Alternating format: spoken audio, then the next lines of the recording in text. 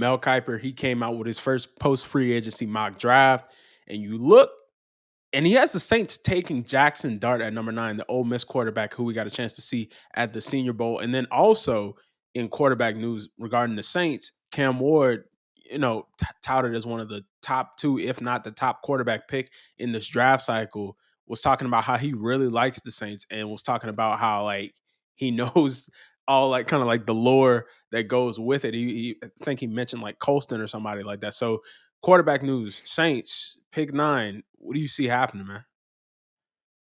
All respect to Mel Kiper, absolute legend, one of the best mock drafters in the history of the world.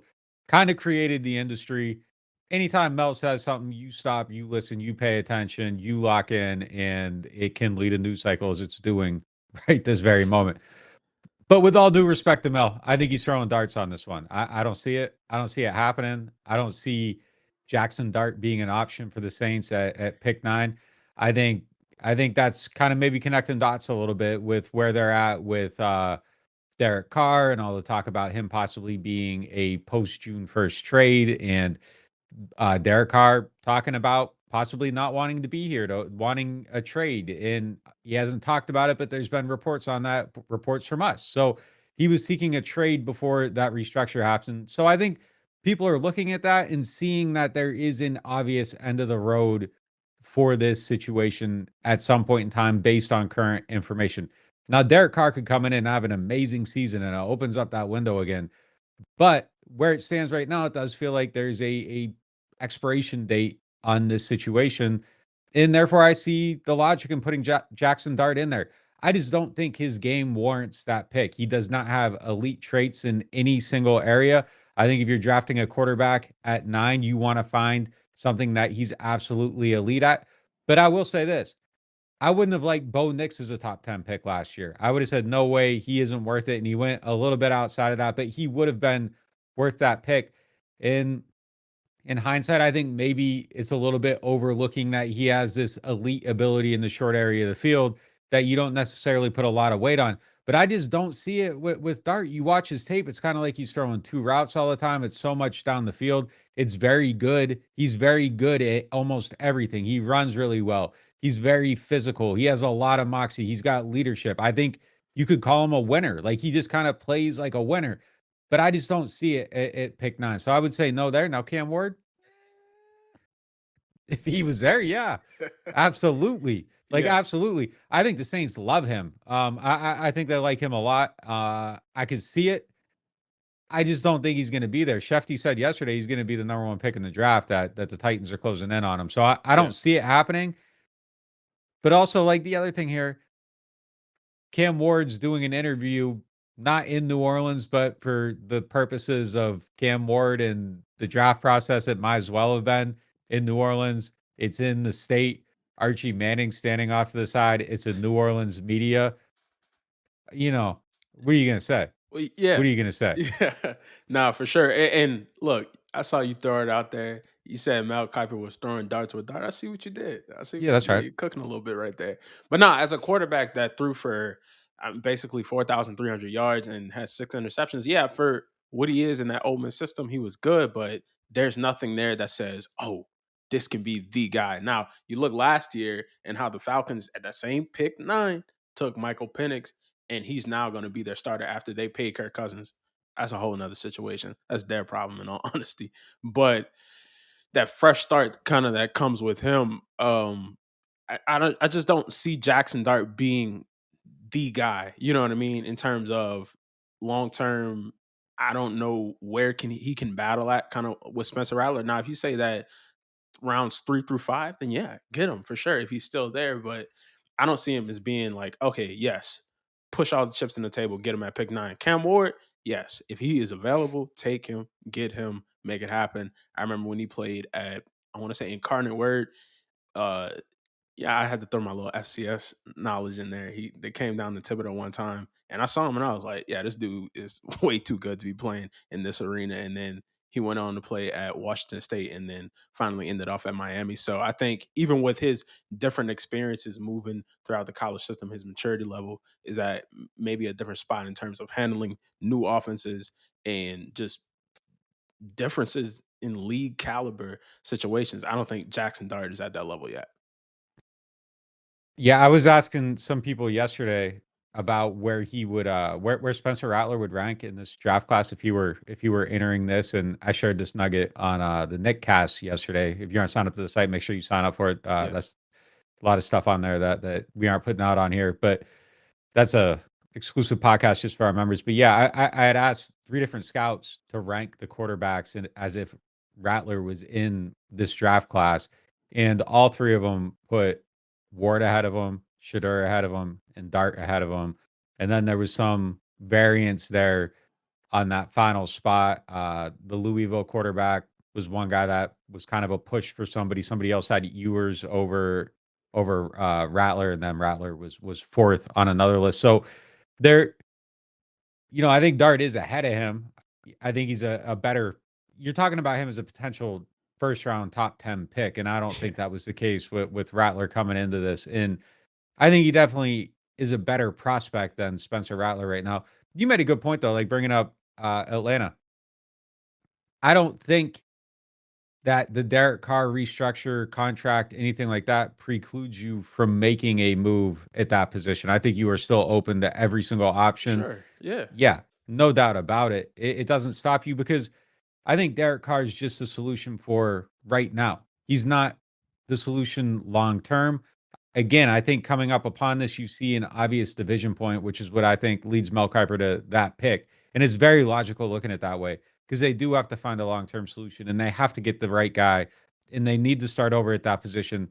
And I would say all the commitment to Derek Carr to this point right now, yes, they view him as their quarterback. They want him to be their quarterback. That's because they are committed to winning right now. Whereas I think some of us on the outside, myself included, have looked at the situation and said, maybe Me it's time too. to start No, you can rebuilding a little include bit. me. Yeah, Yeah, I'm in that I same think camp. I Yeah. think all of us, we sit around and say, man, like I would start over. I would do something different. Mhm. But I get it, and this is the path they're on. And I think the reason that you even talk about Derek Carr in these trade rumors is because he has actual tangible trade value that somebody else would want him to be their starter. Right. So it makes sense that they make this commitment to him, but I think it's for right now. Derek Carr is the best option right now. Kellen Moore wants him as his quarterback right now. Mickey Loomis wants him as the Saints quarterback right now. I don't think that means they want him to be here when he's 40 years old. Not yet, at least. He could come Right. in here and be awesome this season, and that kind of resets everything, and it would probably make Derek feel great, and it would make Kellen feel great, and it would make Mickey feel great, and it would make the fans feel great, and everybody would be on the same page. But I think if you're still feeling empty at the end of the season, that's probably how it's going to feel, and it's going to be time to restart at that position. So it makes sense to look at it that way.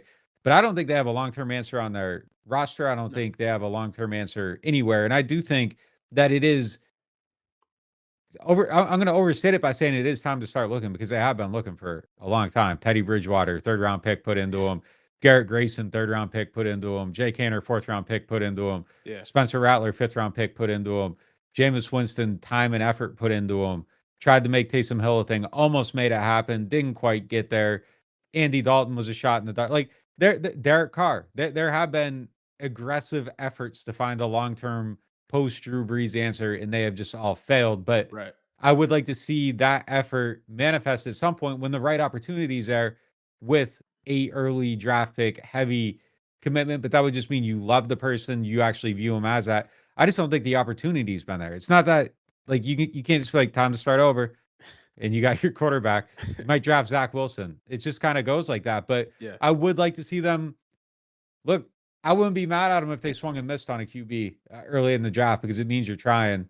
But you do have to try on the right guys, and I just don't think they've had that opportunity yet. No, and you say swing and miss at a QB, but I don't think you should swing and miss at Jackson Dart. I don't think it's worth you have too many other things you gotta handle with that pick. Like, it kinda is setting up the trajectory of what the Kellen Moore era kinda will be with this pick because even looking at Derek Carr, all the things, like, that people kinda, like, get mad at him about, it's on the field kinda stuff. Run for it on 2nd down and dive, and then now your hand is, messed up, versus someone like when Aaron Glenn was in New York, Aaron Rodgers, his skills had kinda diminished, but he also was, like, always in the media, you know what I mean?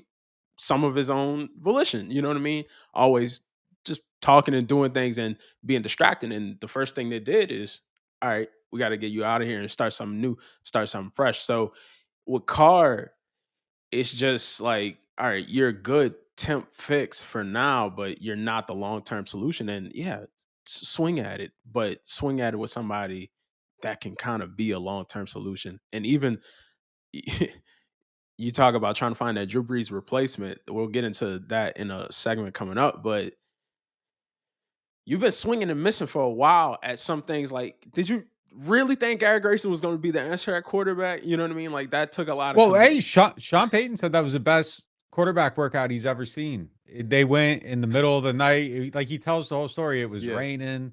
They went and looked for him. But that's what happens. Like you draft these guys, you look at traits and you miss. Everybody misses. yeah, And for sure. everybody it's littered with misses. There are more misses at that position than hits.